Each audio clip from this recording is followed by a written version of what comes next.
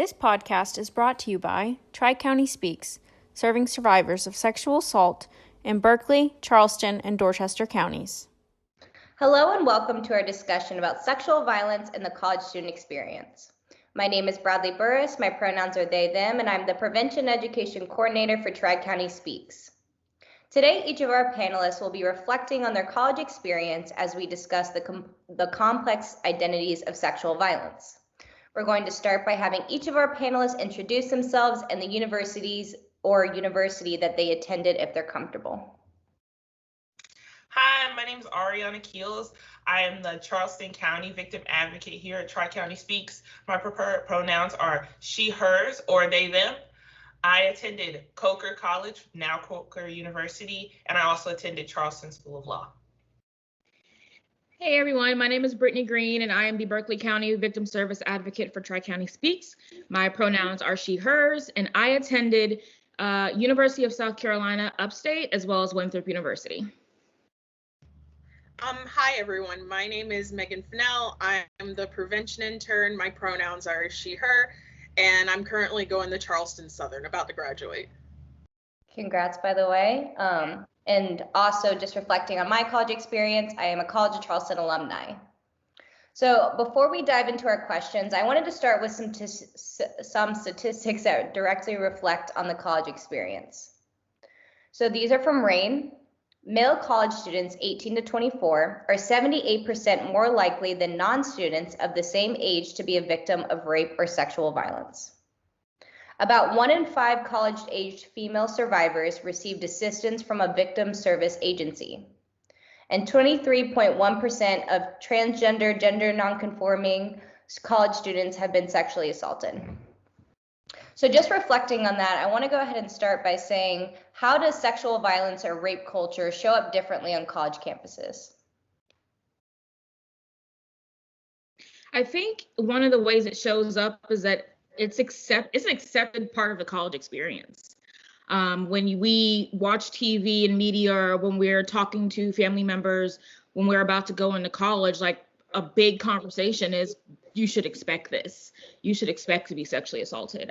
So I think that is, to me, one of the hugest things, that it's something that people don't necessarily see as a problem, but they do identify it as something that is almost guaranteed to happen when you go to college.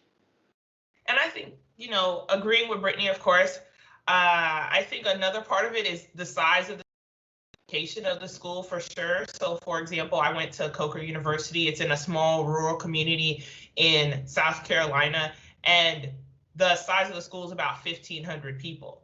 So when you think about numbers, when there are more people, statistically, there's likely more sexual assault. And then also with my school, as a smaller university, we didn't have a football team, which brings a lot of tourism in, brings a lot of people in. So as far as I know, there were lower amounts of sexual violence that was reported or even occurring because there wasn't, people around. And I think that's a part that plays a role into it. And then on the flip side, at Charleston School of Law, we're in the middle of a big city downtown, more metropolitan area, if you'll say. And while there may not have been things necessarily reported to our school, we know just from my work within Charleston that it's a bigger city, more populous area, a lot more things are going on. Mm-hmm. Well, I haven't exactly had like a mainstream college experience because I'm here at a Baptist college. But something that I've noticed is there can be a lot of times where there's this push for purity culture. And I know that can sometimes make victims like too afraid to come forward because out of fear of judgment and stuff like that. So that's really what I've seen. Yeah. For me, I think one of the biggest ways that it shows up at, my previous campus was through fraternity and sorority culture, because sorority and fraternities are almost placed on a pedestal. Things are easily forgiven. Some of the actions that are committed by those students are not as punishable for some reason. So, where there's like the drop off day, right? I think we've seen in like the hunting ground, it's been referenced before, where it's like, leave your daughters here, right? There's almost this overly sexualization of minors or people who had just turned 18.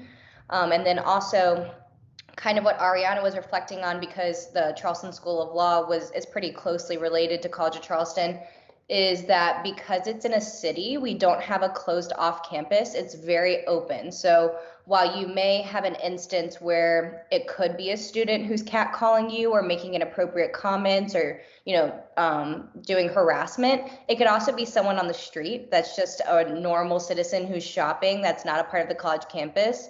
And even at College of Charleston, it's hard to really differentiate between your safety as a victim of sexual violence when it comes to reporting there, and then just your general safety, like who do you go to? It can be very difficult to navigate.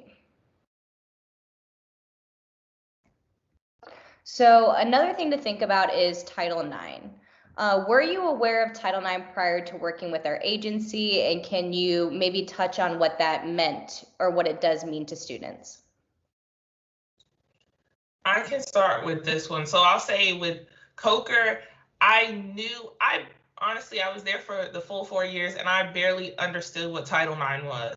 I knew the title coordinator's name, where their office was, what their phone number was, but I didn't really and never truly understood what they did or when I could call them. It wasn't until, later in life and even working here at Tri-County Speaks that I fully understood Title IX. Like, right now, we're talking about Title IX a little bit and you think sexual assault, but Title IX goes beyond sexual assault. Title IX goes to some equality and, there are layers to it. And honestly, when I thought of Title IX when I was in school, it's more so, if this happens to you, go see the Title IX coordinator. So it was very compartmentalized, if that makes sense.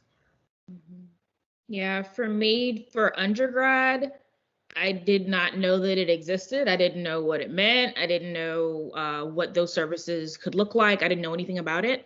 I learned a little bit more about it in graduate school, and that's because I was going to graduate school to be a counselor. And so those types of topics kind of come up in our curriculum, but not necessarily in the way of that information being presented on campus, or even really being discussed. In my experience at CSU, I've seen it like the syllabuses or the syllabi, and the teacher will always go over it at the beginning of the year, like, yeah, you got this and this, there's Title IX, stuff like that, just kind of like half-heartedly go through it because they're, rushing.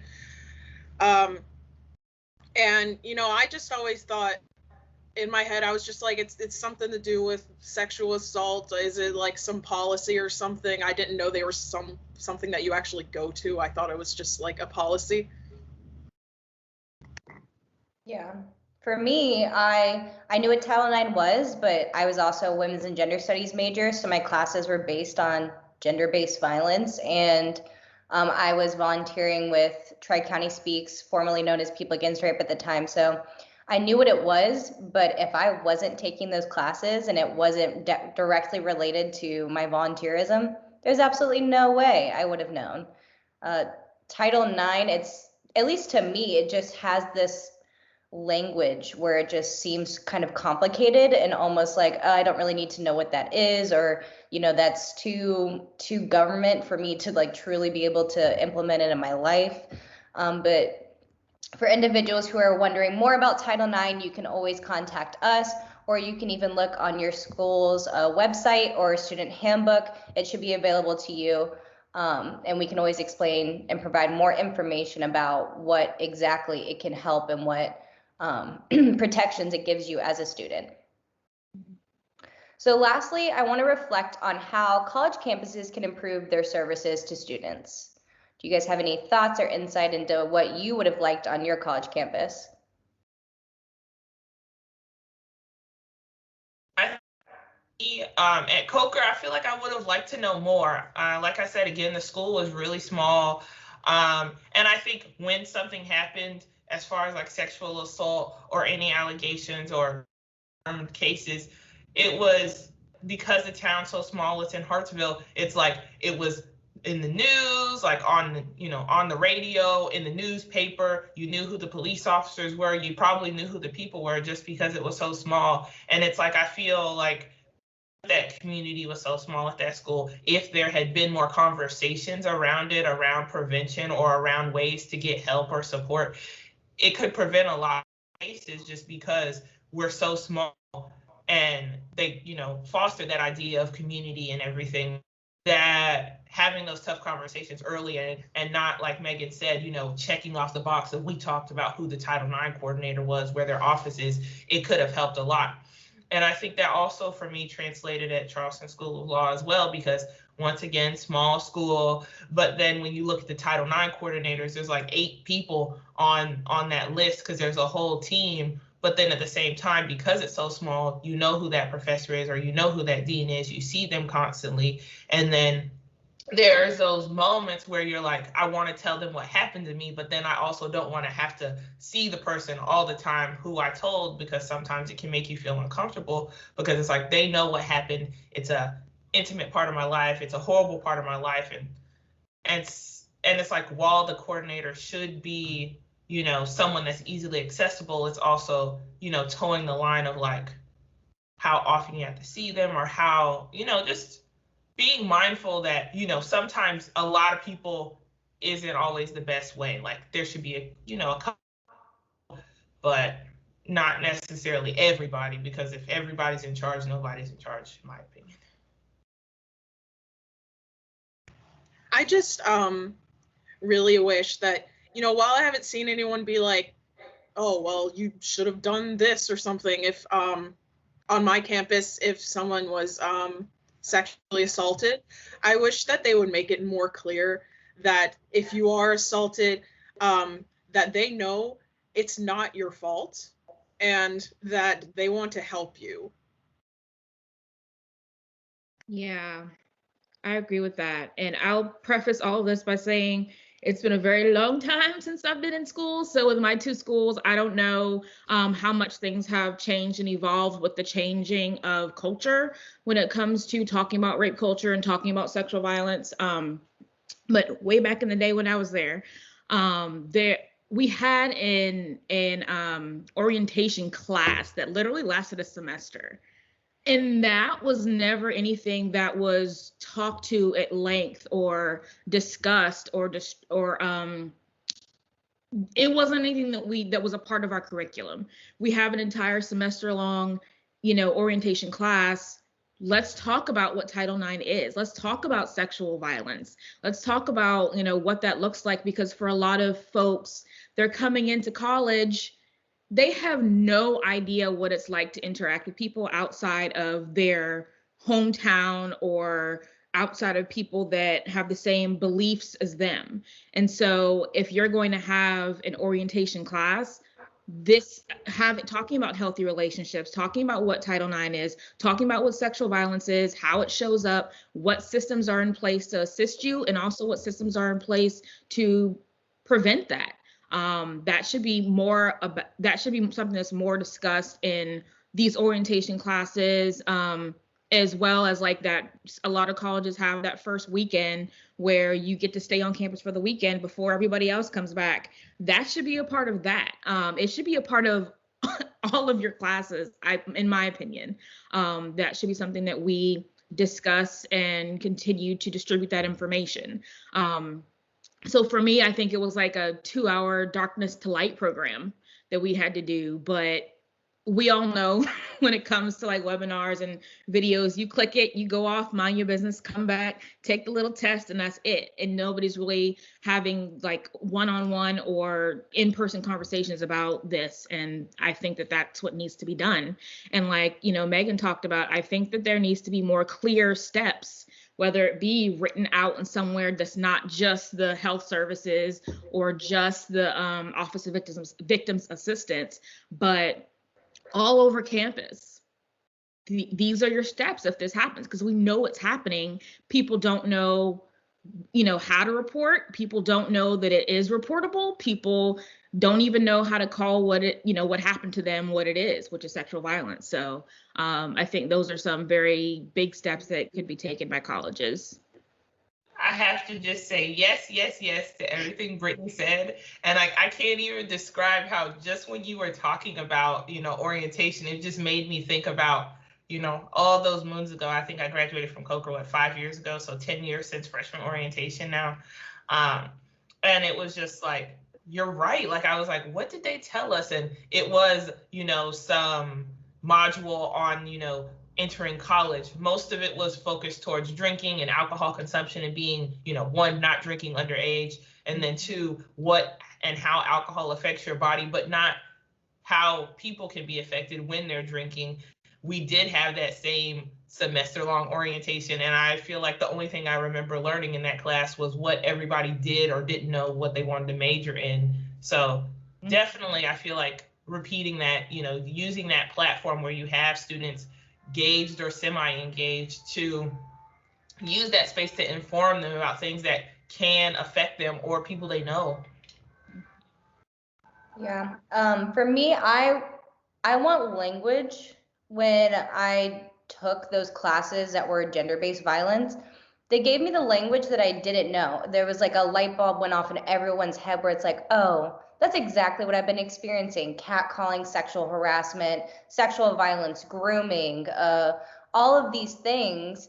And I still run into people my age who went to the same college, who didn't take the same classes, and they have no idea how to identify this behavior. When we don't give people access to language and thoroughly help them understand exactly what that means, we're only creating an unsafe environment for everyone, not just college students. So I'd like to see them implement language, make it known.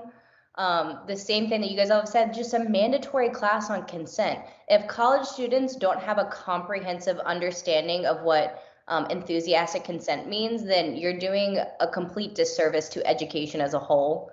I'd also like to see, specifically for students who are college campuses that are in cities like College of Charleston, for there to be more community collaboration.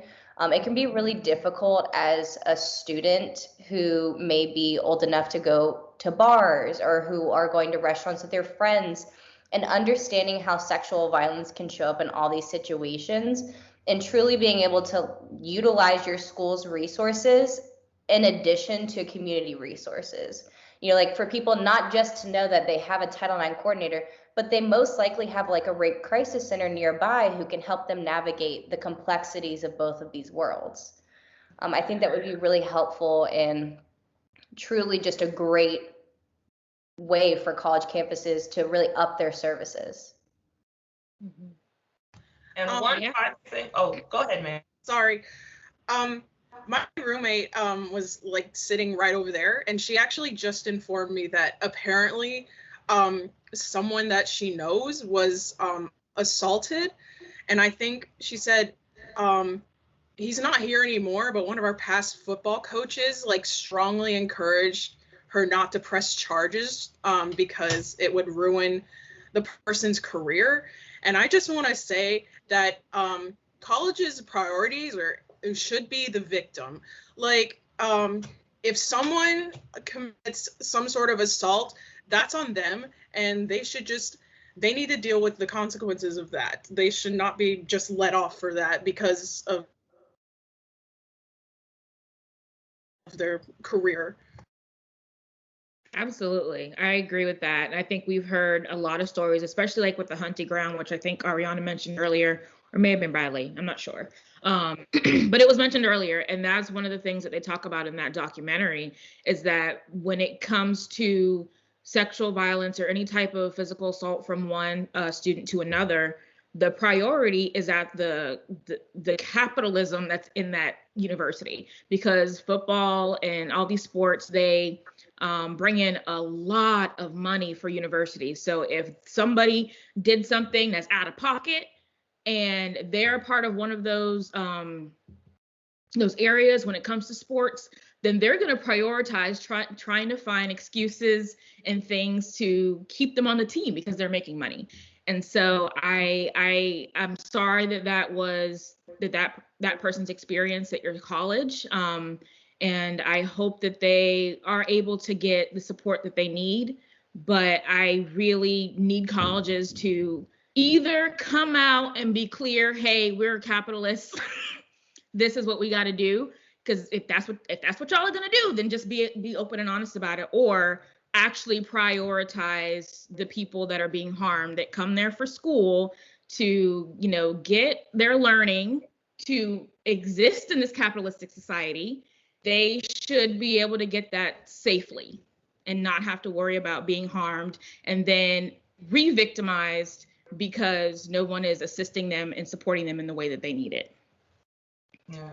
I just have so many thoughts every time, man. It's Bradley, it's all of you guys make me think. I'm thinking fast, wheels are turning.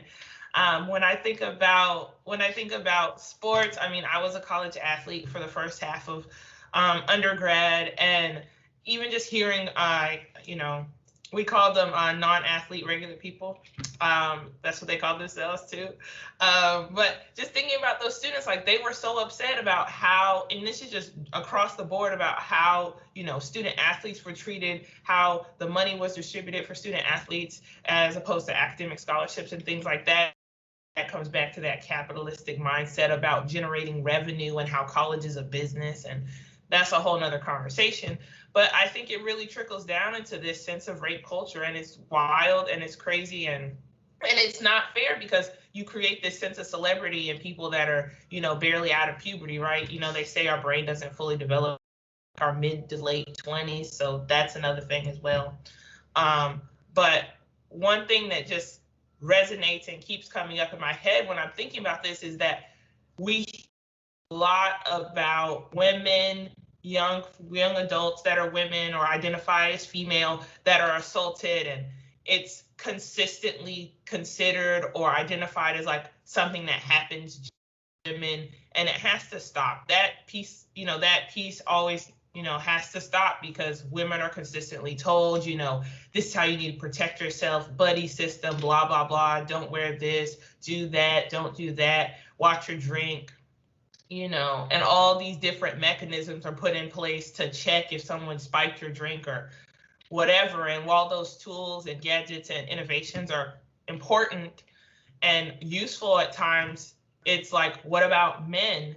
And then there are also men and people that identify as male that have been victimized, have been assaulted, and they don't have that language. Going back to what Bradley said, they don't have that language to identify what happened to them, or because it's been so consistently identified as something that happens or only happens to women in certain situations based off the knowledge of the person receiving the information, they don't even know what happened to them, called this or that.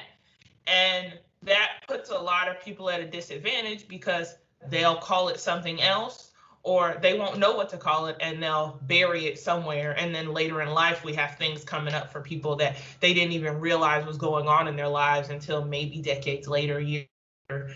And it's a disservice to all people to lack that language and to put sexual assault into a box of being for a specific gender or group of people when everyone on this call knows that's not the case. So creating that language, creating that space to give that knowledge and provide the words to identify what's happening is also key, I think. What you're making me reflect on is that more than ever, we need to be preventing sexual violence, especially for college students and for college students who are watching. Any institution that you're attending is based on revenue, and it is important that we all try to keep each other safe and that we try to change culture, because your institution's not going to do it for you. So reach out to your local rape crisis centers, get involved in whatever capacity that you can. Is there any other thoughts that you guys wanted to reflect on or share before we close up? Going back to it, like you're going to school, knowledge is key. Even if you don't use the resources, know about them. So if someone needs them, if you need them, you know who to contact and how to use that information positively. Mm-hmm. And I'd also add, apply pressure. Let these folks know in these offices, hey, this is not okay that you're doing the barest of minimums. We have people out here that need services, that need support. Apply the pressure. As many people coming to them, making complaints, bringing things, to the forefront, the better. I think that we've seen, especially recently, especially with social media and with a lot of movements, really starting, and college campuses has always been a hotbed when it comes to starting movements. So utilize that to the best of your ability, create a group of people on campus and apply pressure. Well, thank you all for tuning in, taking a moment of your day just to listen to us, discover and think about ways that we can show up better as past students and for college campuses. And if there are any colleges or universities that are watching and you want to get involved, we want to help you, give you the tools, skills, or anything that we can do to improve services to students, because they do deserve to feel safe and have a safe environment to learn in. So for those of you that are watching, if you ever need any assistance or crisis intervention, you can always call our 24-hour hotline at 843-745-0144, or you can find out more information on our website at tricountyspeaks.org. Thank you.